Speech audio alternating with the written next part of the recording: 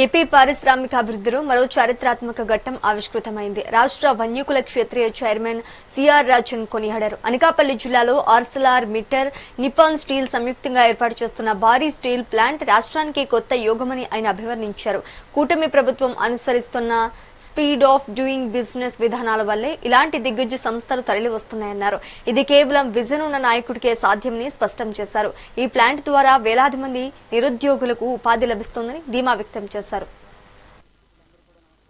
ఈరోజు కూటమి ప్రభుత్వం అనకాపల్లిలో ఏర్పాటు చేసిన ఆర్సెల్ఆర్ మిట్టల్ అండ్ నిపాన్ స్టీల్ ఏర్పాటు చేసిన ఫ్యాక్టరీ దాదాపు 1,35,000 కోట్లతో 5,600 ఎకరాల్లో ఏర్పాటు చేసిన ఈ ఫ్యాక్టరీ 1,00,000 మందికి ఉద్యోగాలు ఇచ్చే నిరుద్యోగులకు అక్షయ పాత్రలాగా ఈరోజు దీన్ని తెలుగుదేశం పార్టీ చంద్రబాబు నాయుడు గారు, అలాగే నారా లోకేష్ గారు, పవన్ కళ్యాణ్ గారు అందరూ కలిసి కూడా దీన్ని తీసుకురావడం జరిగింది.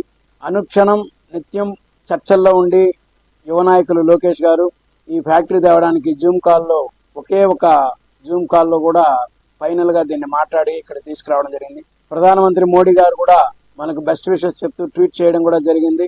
ప్రత్యక్షంగా పరోక్షంగా దీనివల్ల 1,00,000 ఉద్యోగాలు మనకు వచ్చే అవకాశం ఉంది.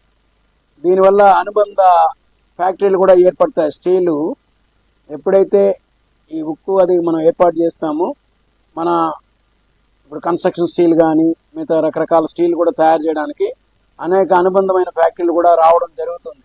మీడియా మిత్రులందరూ కూడా